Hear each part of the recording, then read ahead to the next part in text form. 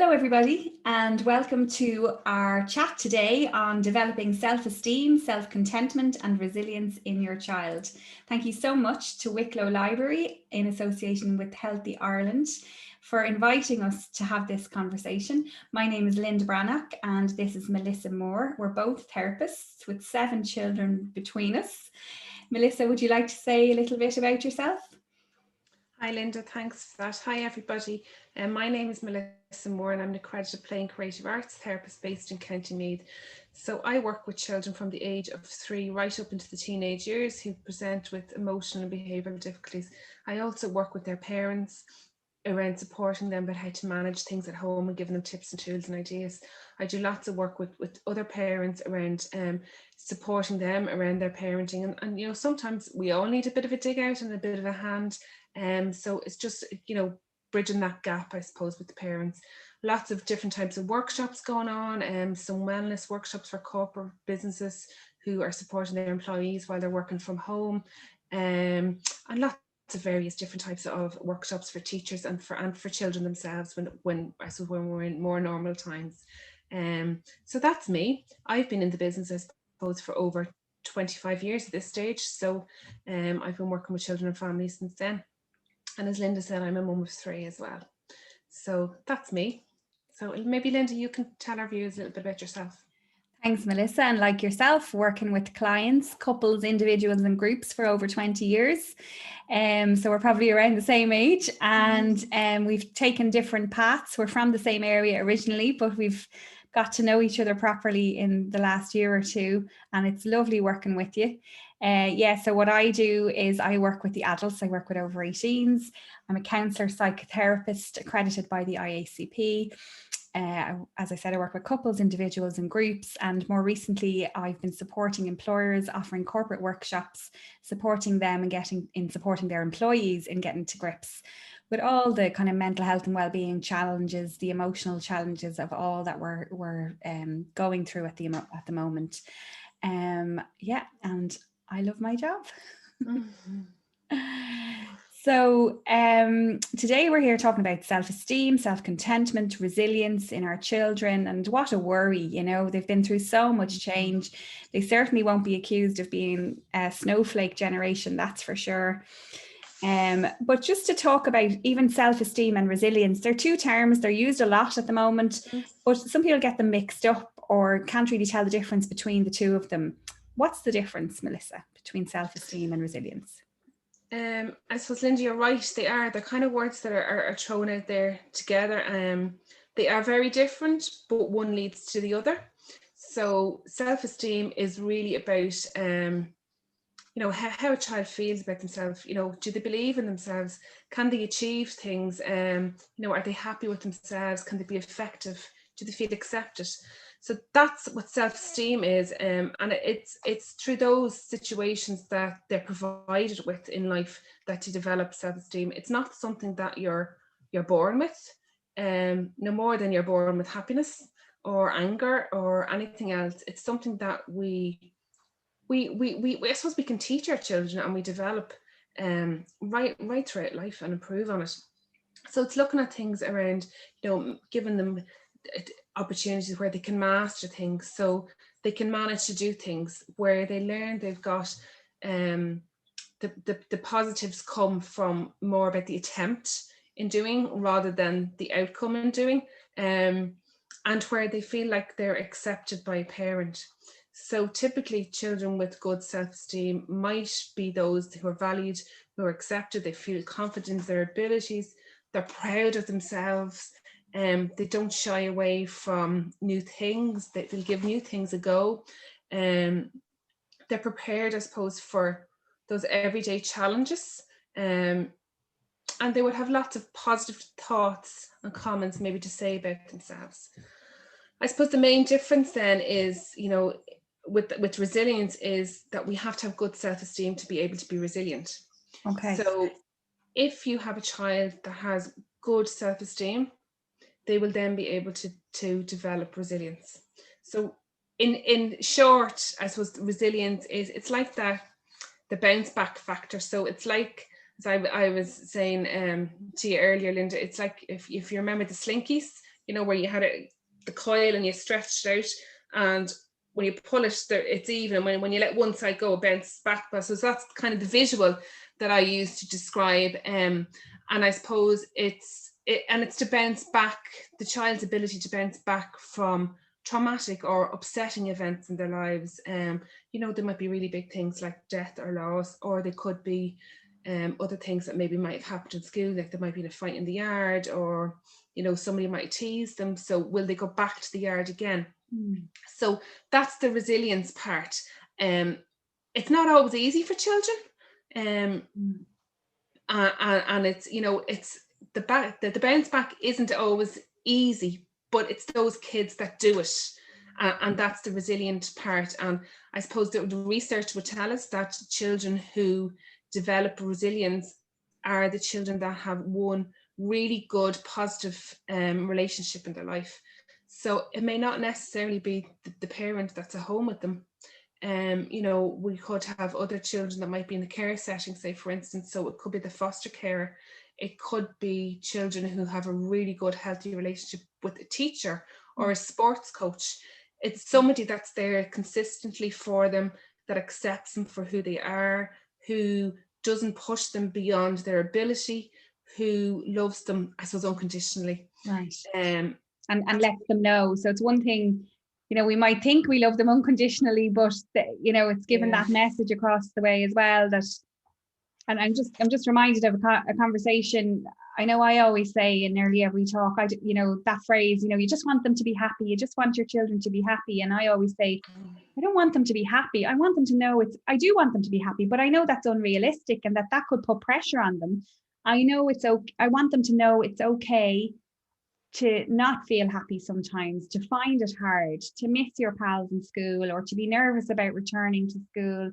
You want them to, exactly like what you're saying there, to have that self-belief and confidence and self-esteem, to know that this is a wobble, that, because I think there's a risk that you might think, oh, we're going to be stuck like this forever, or, that some challenge, like you said, a school challenge, or even like, parents separating, or moving house, or, these kind of things that can happen, the normal everyday things, challenges, adjustments in life, and living in a pandemic and all the changes that go with that you kind of, you want them to know that you mightn't feel okay now, but you will again. Isn't it something like that?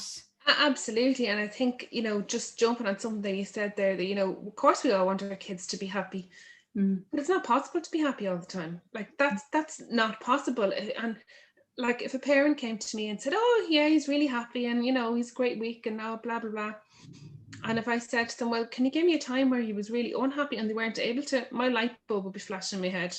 Yeah, because I was even thinking about that in terms of the resilience and bounce back. And sometimes you might see a child will bounce back. So something might have happened. Maybe they would, I don't know, there was an accident in the house, or like we had a near fire there. We've had a real fire another time, but we had a small fire, like something went on fire, and we all handled it and it was grand. But there was a bit of a shock with it. We were all a bit wrecked afterwards, and you can bounce back after it, and then it might still hit you later on, and sometimes, again, you kind of want to get that balance, isn't it? I'm just thinking myself as a parent, because if something really traumatic or tough happens in their life, you would be nearly more worried if they were just plodding along like everything is normal and it didn't happen. You'd kind of nearly worry then, wouldn't you? It's that balance, isn't it? You want to know that they're okay, but you don't want them to feel that pressure to pretend everything's okay when they don't feel okay.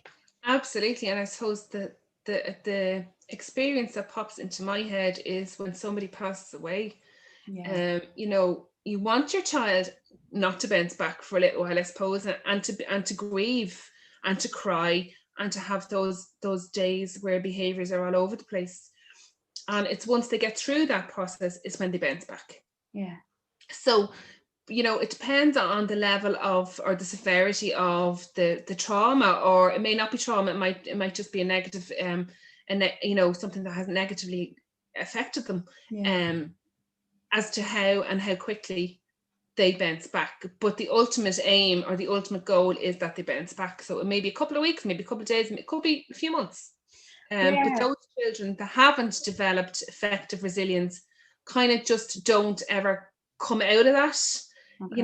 that situation, and come out of that black hole, I suppose, and their behaviours continue to be concerning. So typically a resilient child would be one that would be really curious, that would be asking lots of questions, that could manage stress. They're much more aware of their problems. They can name them, they can label them, they know when they're coming on them, and they're much more aware of other people and their behaviours and feelings as well. And I suppose ultimately, a child who shows resilience is one that makes lots of good decisions. But I suppose at the end of this, and if I'm describing resilience to you, and you're sitting there as a parent, viewing, thinking, oh God, my child isn't there. The good news is that all the research and all the neuroscience research now tells us that we can develop resilience in our children. Okay. So you do that by exposing them to lots of various positive situations. So the more positive situations you expose your child to, the more resilience they will develop. And a child's brain doesn't stop growing until in and around the mid-20s. So there's lots and lots of opportunity to grow, and provide them with opportunity for developing their self-esteem and resilience. Brilliant. Yeah. And I'm just thinking of a few of my own kids and kids that I know, but just around that, because they could go through a time where they're not so bounce backy and not so resilient as they might be another time in their lives. And it's about, for me, it's kind of, I suppose I've learned the hard way, but that thing around using the learning from other experiences. So I'm just thinking on a basic level, without going into trauma, but even my little one trying to learn how to cycle her bike. And, there's been times, and even like we just got I don't know if you've seen those new poppets. It's like a sensory game, but we've been having races. Everybody's been having races. We'd have a couple of them and we're all popping and it's to see how quick you can go. And she's only 5 and she was really quick, but she didn't beat one of them or whatever. And she just flung it across the floor. And it's like, I'm no good at this, and so annoyed. But there's such a learning opportunity in that when she's cycling the bike and when she was learning to go on the hoverboard, it's the same thing. It's kind of like, I can't do it. And, walk away, take a breath, try again. And I'm even just thinking, like this morning, she recorded a voice message for her auntie and uncle and it cut off. She lifted the microphone before it finished the message. And she was kind of annoyed at herself, and she wanted to delete it and re-record it and all that. And I was like, they know what you were saying. You don't have to be perfect. Something about that expectation, isn't it? About acceptance of not being perfect, is it? Or something, that the pressure, and it must be in all of our nature to criticize ourselves, because I know I'm working with adults around the inner critic, but does every child have that kind of wanting to get it right, or is it only more, some have it more than others? Or well, Linda, you have to remember that a child, regardless of what age they are a small adult, so they have the exact same feelings and emotions as what you and I do. I suppose just sometimes they can be magnified even because I suppose because they haven't had life experience, right, to be able to manage it. So it is, it's when those negative comments come up, it is about you as a parent or a carer to challenge them, so you don't think you can do it again. I'm wondering what makes you think that. And they might talk about, the incident that's just after happen. But if you can bring them back to another time where they did something and they made a mistake, how they managed that for the next time that they had to do the same thing, so that they've learned from that. So what would your little girl do differently the next time she was going to make a voice recording? So there's always a learning piece in all of this for children. But don't be afraid to challenge those negative thoughts, because that's the only way that children will learn, if these things are brought to their attention. It's like me, as a therapist, or me as a mother, if I make a mistake and somebody doesn't say, actually what you did wasn't right, or that really wasn't nice what you said, like chances are you're not going to learn from it. But if you say it to me, I'm going to make sure I don't say that the next time. So that's really what it's about. And it's so important. Of course they have an inner critic. You and I have inner critics. And we're probably more aware of it as adults that that's what's happening. But little children don't understand that, and they're not aware of it at all. So, you know, I suppose it's about us as parents naming it for them, but also to name and identify the emotion that's going with that. Because if you remember, I've already spoken about a resilient child is a child who can name their emotions and knows when they're coming, can feel them, can label them, and so then knows how to manage them. So if you've got a 5 or 6 or 7-year-old that doesn't know when they throw something at their brother, that means that they're angry, well, how can they manage it? So how can they implement a coping skill to calm that anger unless they've made the connection that that's the feeling that's happening internally? So what I say to carers and to parents is, no matter what feeling you're seeing in your children, name it. So it's name it to tame it is my favorite. It's a Dan Siegel. He's an amazing author. If anybody wants to go and look up some of his work, but he says, you know, so no matter what feeling that you're seeing, you name it. So if it's Linda, I can see you're really happy today because you've got a big smile on your face. You know, so you're naming the feeling, connecting to behaviour, and it's same with the negative behaviours. And that's how children learn if we're doing that for them. For me, there's a parallel, obviously, between the work that I do with adults, you know, where separating the thought from the feeling and the behavior and naming it to taming it. I love that because you're given permission to the feeling. You're not saying you want them to stay like that forever, but that it is a normal human emotion to feel anger, to feel stress, to feel anxious, anxiety. I use the word anxious a lot more than anxiety because I think that term is getting misused out there, and that it is, you know, it is a foundation in normal human anxiousness. It's a normal human emotion. So in terms of the resilience, isn't that a lovely gift to be able to give our kids, to be able to say, no matter what you're feeling, no matter how uncomfortable it is, it's okay to feel it. Because we might be tempted to say, don't be scared, don't be sad, everything's okay. But that might give them the other message that there's something wrong with them. They might internalize it then, actually, I'm not going to say it again because I've been told not to feel it, or there's something wrong with me for feeling it. Yeah, it's all about validating the feeling, Linda. Yeah. You know, it's like that, you know, if you have a child that's misbehaving, you say to them, I can see you're really angry because you're doing A, B, or C. It's okay to be angry, but that behavior is not okay. Yeah. And you give them a more appropriate behavior. So, yeah, you know, by you acknowledging how they're feeling means that they feel they've been heard. They're getting the idea that this is anger. So they're going to be able to recognize it, going to be able to cope with it. But the fact that you've heard them and you've labeled it raises self-esteem. And I'm just thinking of another child of mine, that whole message around the anger. And I actually practiced this because the anger there was steam coming out of the ears, and it was very hard for me to stay calm. And then you're worried, you know, you don't want him to be isolating himself in his room and all of that. He's a teenager. And so I gave him a few minutes to calm down. And then I went in and, you know, reacted with love and empathy and all of that, but really naming the feeling. But it's my experience, and this happens with adults as well, that actually under anger, there might be vulnerability. So for him, once we shifted the anger a little bit, he was able to say, he started bawling, crying, like, and it was just, he missed his friends. He's sick of it, like. And it just all got on top of him. And, you know, his other brother had gone for a socially distanced run with one of his friends, and he just felt left out. It wasn't possible because of whatever circumstances with his friends. And it's just awful, isn't it? It's just, you know, but it was lovely for me. That was a real opportunity, you know, because I could have reacted, you know, and sometimes I have. This was just one time where I stayed very calm, and I could have reacted really angrily. And it could have been a you said, she said, he said fight. It didn't, you were wrong, you were right. And instead, by walking away, calming down, there was like such a precious moment there. Like, you know, I was nearly crying myself, like, but that actually under the anger was these really vulnerable feelings. And that sometimes that can get a bit lost when we get stuck in the story and the argument and the right and the wrong, you know. Absolutely. But what you're after describing there, Linda, is what I was talking about. It's the one supportive relationship that he has, and he has that with you. So he was obviously very upset, very stressed, and because you approached it with acceptance for whatever he brought to you, there's no right or wrong way. You know, you took him for who he is on one of his, I suppose, low days.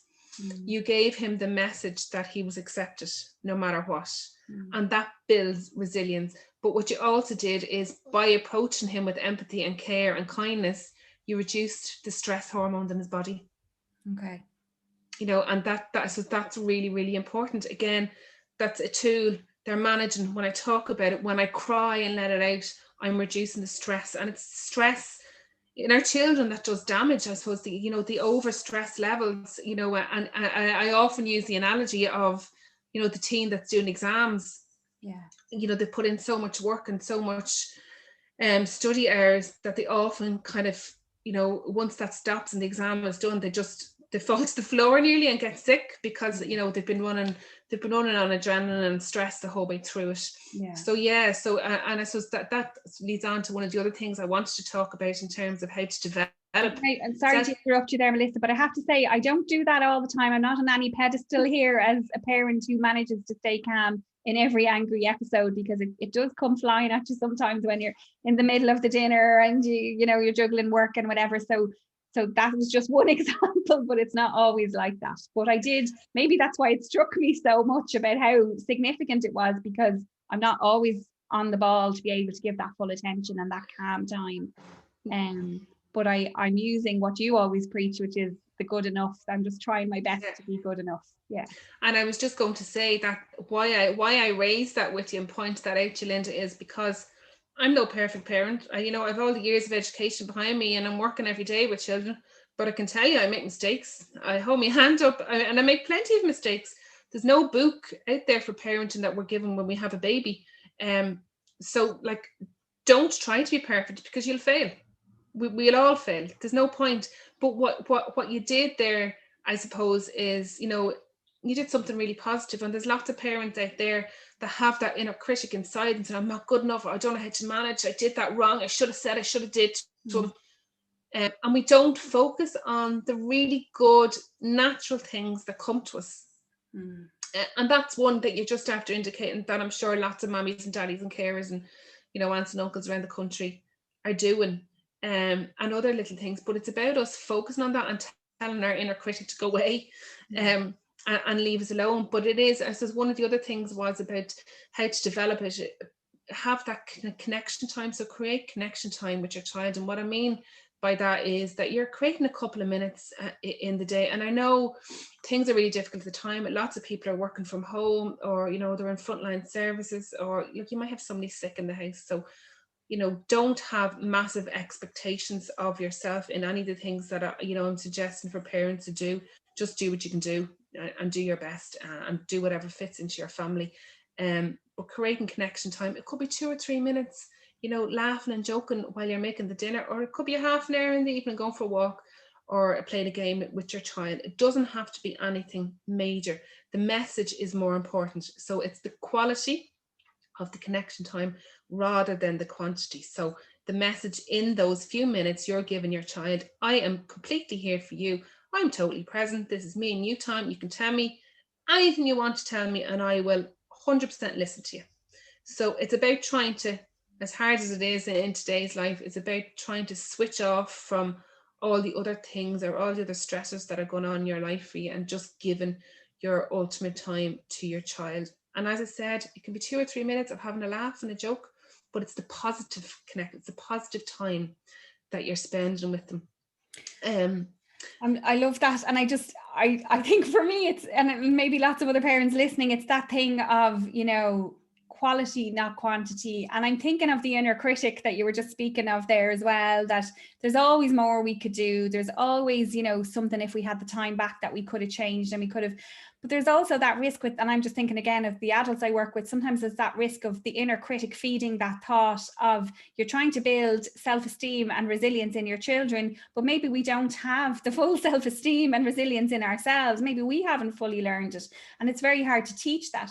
And if our critic is alive and well and loud, that, you know, if we don't tune into it, because there could be this voice saying, oh my God, like in my son's case, he's after having an angry episode. My son's going to turn into a monster. I'm a disaster of a parent. I failed. Look at the way he was angry. Look at the way he threw that across the room or whatever it was. And that, you know, our thoughts could start spiraling where we start putting that pressure on ourselves and in turn on our kids, isn't it? But, and again, I'm not saying that we shouldn't have that we've just acknowledged that even from a very young age, we do have that tendency, or we can have that tendency to criticize ourselves, but we mightn't always hear it, or we mightn't always know that that's what's behind it. And obviously in work in therapy, that's what I would help people get to the bottom of. Well, what's, you know, and then what, you know, what if, what is the worst thing? But so it's trying to get that balance, isn't it, between our own self-awareness that, you know, I know I'm talking very fast, but it's just like a light bulb there in what you said, that, you know, quality, not quantity. And, you know, if we do only have the 10 or 15 minutes a day, we might be at risk of not valuing that and thinking, sure, God, I haven't even brought them anywhere today, or I haven't even, whatever you had planned to do didn't work out, and you don't value then that time, and then you don't give it the same attention maybe because the critic is going on and on and on and on and on. Absolutely, Linda. And I suppose what you touched on there is tuning into our own emotions as well, which is crucial. And I'm always talking about this. It's, you know, you can feel whatever way you want to feel, but if you are anxious or you're feeling, you know, really negative in front of your child, they're like little sponges and they're going to seep that up. And it's what actually is going to happen is they're going to mimic your feeling and your behavior. So I suppose it's just really important to be aware of that when it comes up, and maybe just to park it for a little while you're with your child. And then, you know, go and do whatever you need to do for yourself to make yourself feel better, whether it's going to talk to another adult or going for a bit of fresh air or whatever. And I love that, but it's park, not suppress, because sometimes put on a brave face. We're really good with the kids at the school gates when they return into school, even though we're nervous and upset underneath. And then we think because we acted very calmly in that circumstance that we've handled it very well and we're fine. But we need to go and let that feeling out safely, appropriately later on. And I suppose what comes to mind is, I don't know if you know what, Linda, is Lawrence Cohen's two chicken analogy. So you have two chickens, and, you know, the first chicken goes off and sees something that's a threat and is scared and just automatically freezes. And then along comes the second chicken, sees the first chicken frozen and says, oh, there must be something I'm to be scared of. So they automatically freeze.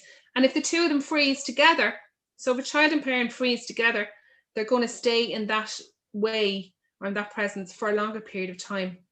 So he would have said, you know, around about 5 minutes. But if what happens is that the first person freezes and the second person or the second chicken comes along and actually doesn't even notice that the first person is frozen, what happens is the second chicken or the second person continues on and the first one becomes unfrozen and unstuck. So again, it's about mimicking that behavior, and I love that analogy. You know, I think it makes really good sense. But like there's lots and lots of different ways that you can. So what you're saying is that if our child is anxious, that, because I always say anxiety is contagious. Like if you've no fear of flying and you're on a plane and somebody starts freaking out at the top of the plane, you're going to think, is there something I should be worried about? And you're going to start feeling anxious, even though you might have flown before the pandemic, you might have flown every other week or whatever.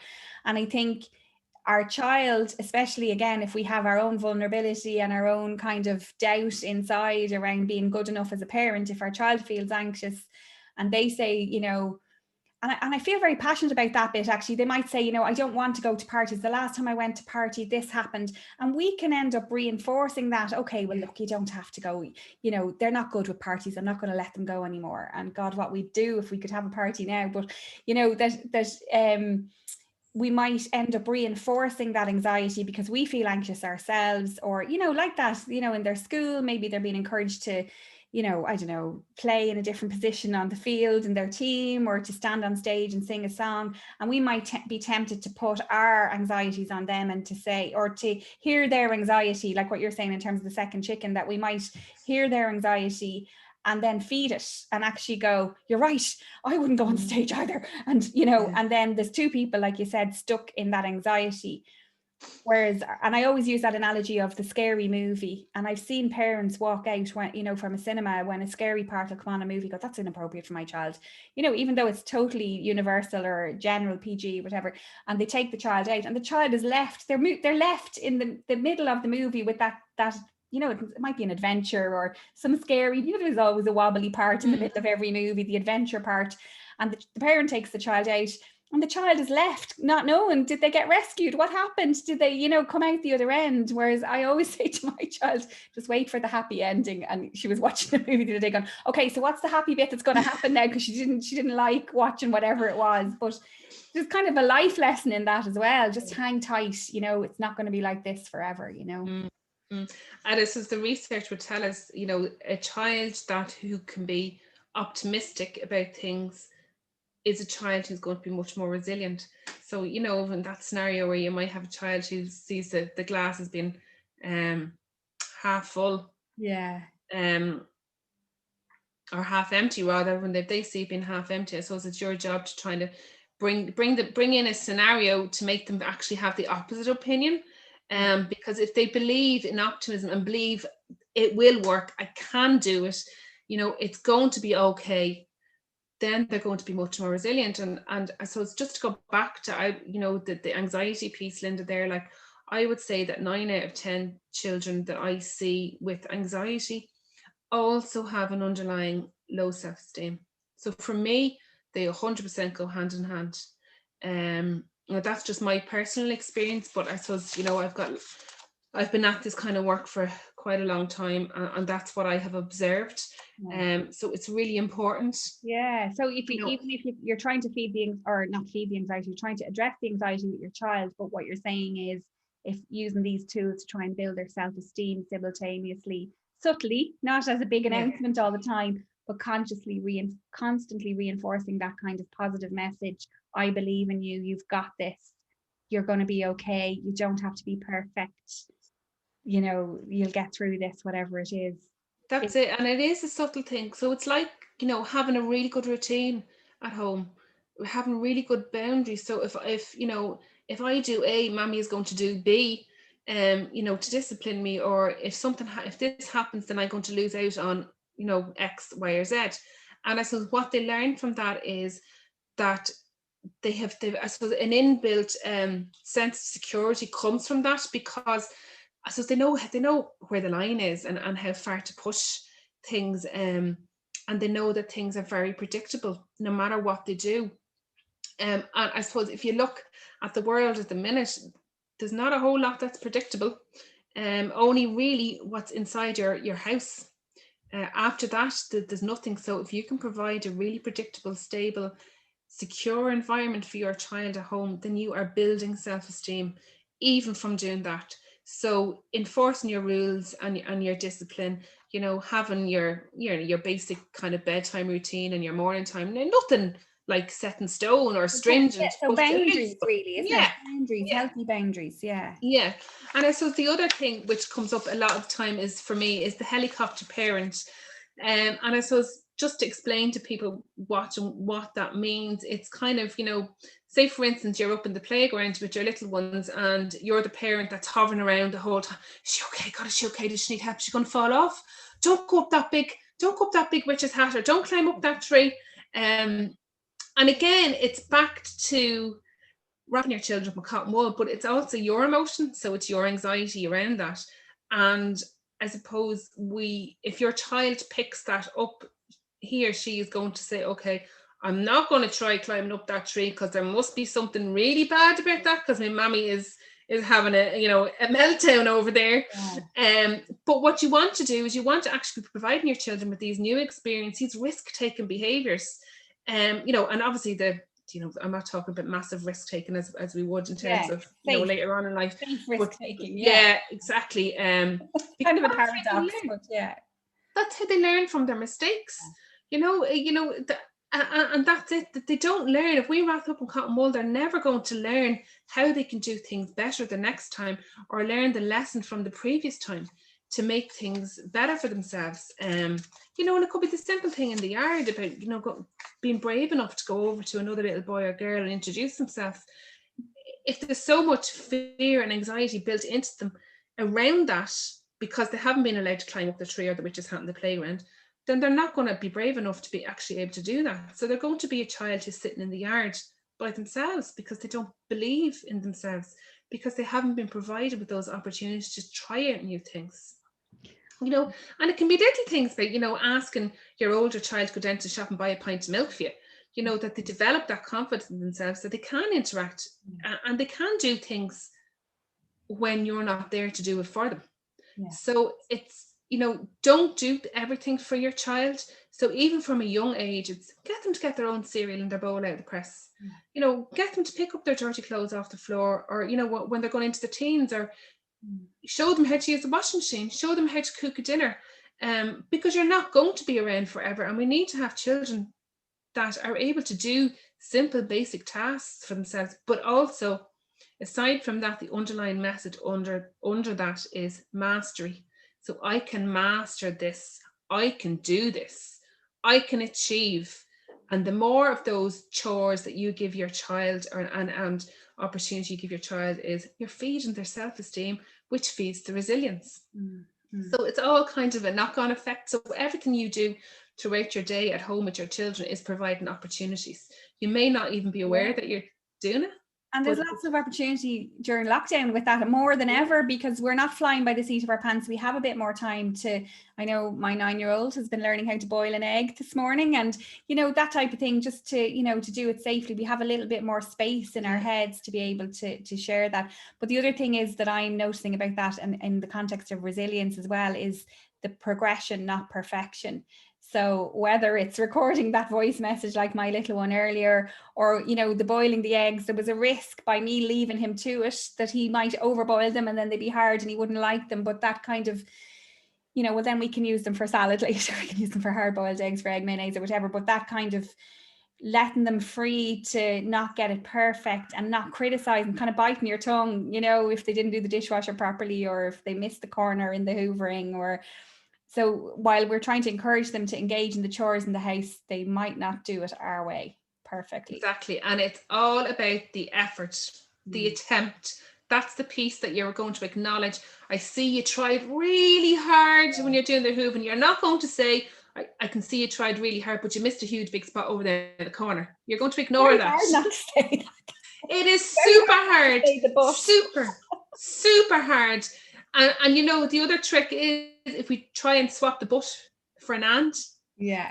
So because but is negative connotations and they already hear it to your coming. children. I know myself, even with my husband or with someone in work, and you hear, before they've said it, you're like, yeah. And sometimes they could be giving you loads of praise and you're like, yeah, but And by focusing on the attempt, Linda, you're giving them the message as well that trying to do something gives you a feel good and it gets you noticed. So you're wording it. Your man that created the light bulb, Thomas Edison, I discovered last week, and I never knew this, he tried 1,000 different ways before he got the right way to make a light bulb. So can you imagine if he gave up, where we'd all be?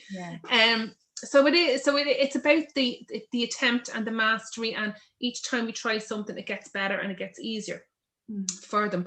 So there's lots of things for them. So the other thing is, don't fix their problems for them as well. Let them try and figure it out for themselves, so that they can so they're learning skills of problem solving.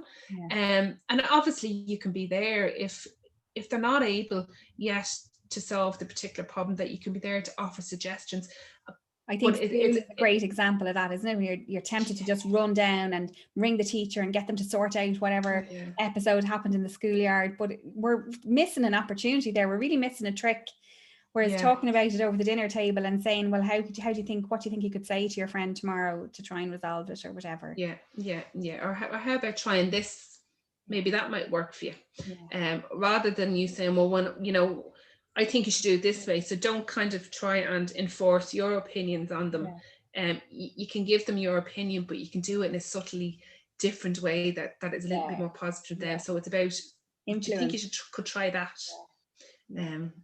So look, in terms of, I don't know, practical things maybe that you can do at home with children. For young children, fort building is brilliant. If we know a couple of sheets tied up to the sofa, they feel the forts make them feel really, really safe. So the idea is that when they go out and they're going back to school, that they will feel, hopefully, that it will transfer in there and it'll give them some sense of security. For the older ones, like you were talking about, getting to try new recipes. If it flops, it flops. So what?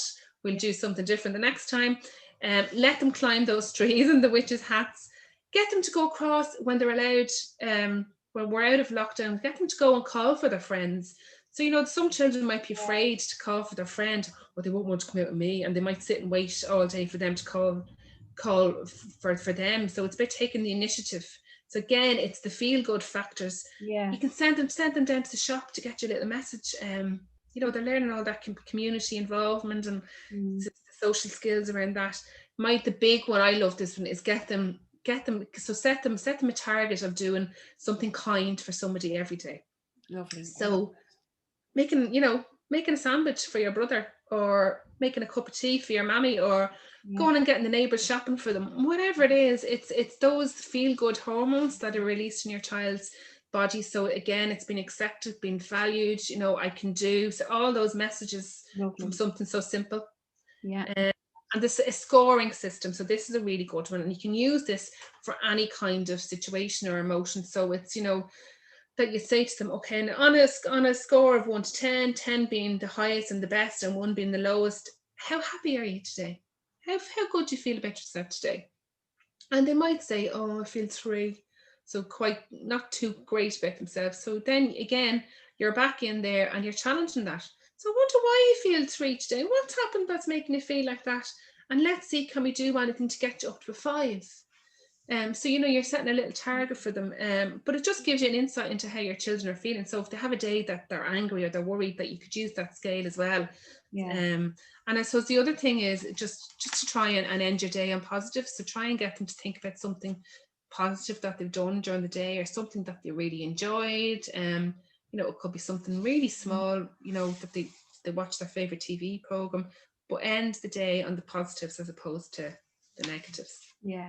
Lovely, Melissa. And I'm thinking of the score system. Sometimes they might say they're low on the scale when they're actually, when you look at how happy they were through the day, the evidence doesn't add up. And sometimes it can be helpful. And I know that definitely happens with adults as well, but with the children, just to point that out. And sometimes what I do as well is I might say, well, you're only a 3 today. What number were you yesterday? And if they say a 5 or a 6, I'll say, well, what worked well yesterday and how can we bring that in today? So what will it take to help you? But it's all about that empowerment, isn't it? Kind of trying to let them know that you believe that they've got this, that they can figure it out. That it's kind of doing ourselves out of a job, isn't it? Even in a way, you're trying to give them that message that, I'm here if you need me, but I know you can do this, and I'll be walking alongside you, but I'm not going to do it for you. I'm not going to shield you, because I don't need to shield you, because I know you can take this risk. I know you can go to the shop and get milk, even though I don't really need milk. I want to use this opportunity. So even though in my head I'm thinking all the worst case scenarios and I'm nervous, I want to give you that message that I trust you. And I think that's lovely, Melissa. And I think it's really, really relevant today. I think, the self-esteem, I think in a way, I think they've learned a lot from this pandemic. They've had to go with the times, they've had to bounce with all the change. So maybe in a way they are learning this resilience by osmosis, because they are the most challenged generation in a long time. But it's nice for us to know as parents what that actually means, and to value it. It's a nice little confidence message that you're given, I think, to all of us as parents around, we're doing okay, we're good enough. Yeah, absolutely. And it's all those little things that we as parents do and take for granted, that we don't sit back and analyze, I suppose. But it's those little things that are really working for our children, and the things that we can improve on and continue to do. Brilliant. But remember, you can change your child's brain pattern till the age of about 25, 26. So lots of time to improve things. Wow. So we'll keep working on it. Yep.